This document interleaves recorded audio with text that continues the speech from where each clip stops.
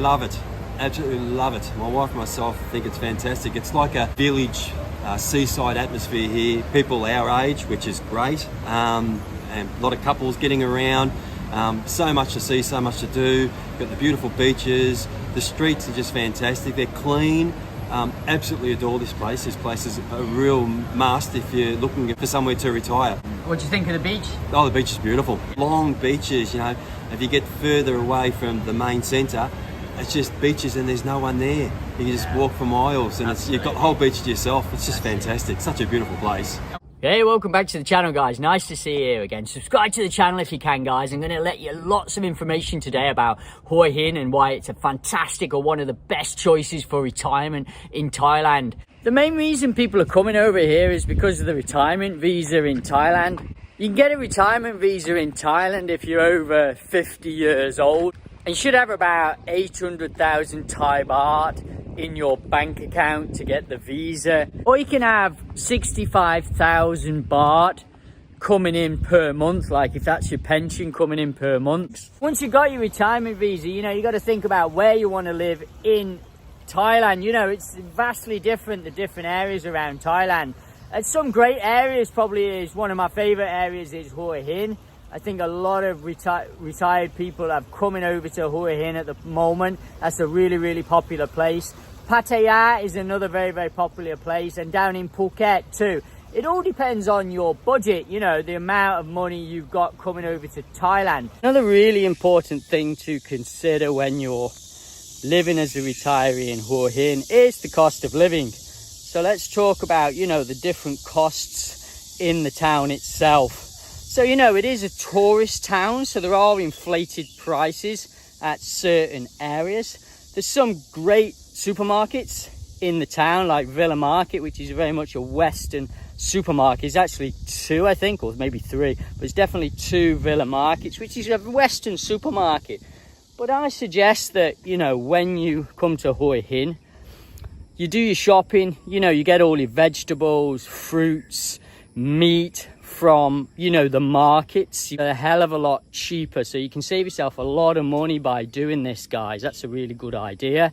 And then, you know, go to Villa Market and places like this, or Macro, for things that, you know, special stuff maybe you miss from the West, like Tamarind Market or the Night Market or Sisada Market and other markets around the town where you can get Western food at market prices. Yeah, so there's like these stalls, you know, for example, at Tamarind Market where they sell burgers and pizzas and, you know, different types of food there, hot dogs and, you know, quite some Western food there. So that's a good kind of cheap way of getting some Western food, guys.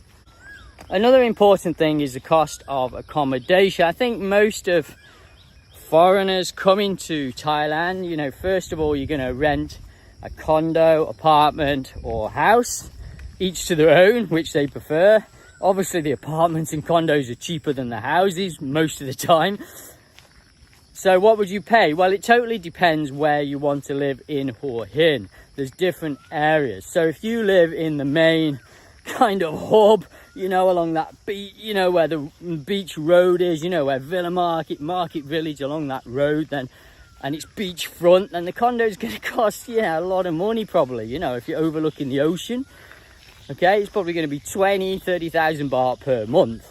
But, you know, if you just go a little bit back from the beach, you know, a couple of kilometers and get a condo back there, or, you know, if you go further along a little bit towards Khao Tibiak Beach and come back just from the beach a little bit, obviously you can get cheaper things there. So you could get condos there for like 10 or 15,000 baht per month. Now, obviously you can find cheaper than that if you want, but obviously the, you know, the standard's going to go down and down. If you just want a box room with a fan and no aircon, then yeah, you could probably get something for 6,000-7,000. Probably even cheaper in some areas if you're way back from the beach. All over Thailand it's like this. There's always something for every budget, so you can get something very, very cheap if you want to.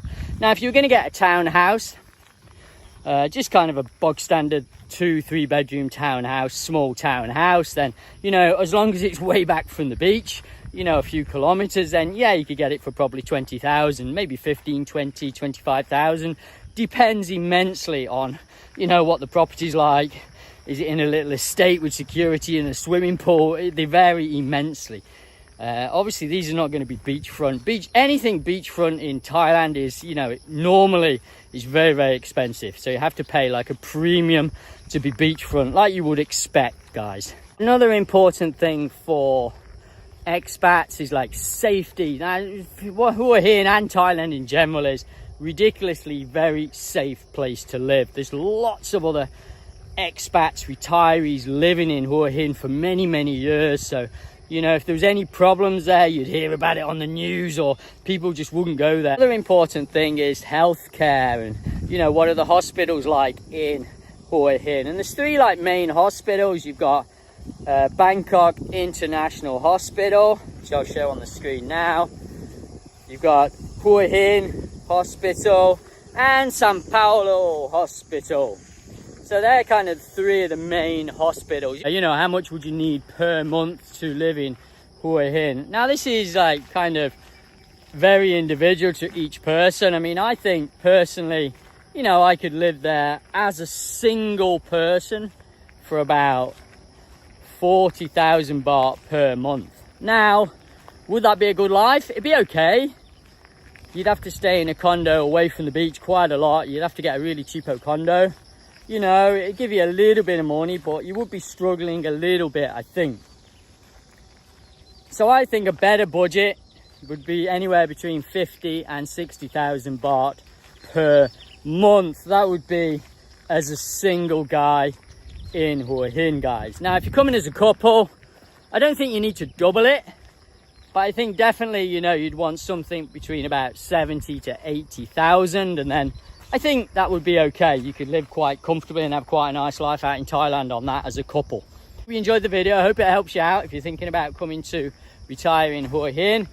And until next time, we'll see you next time.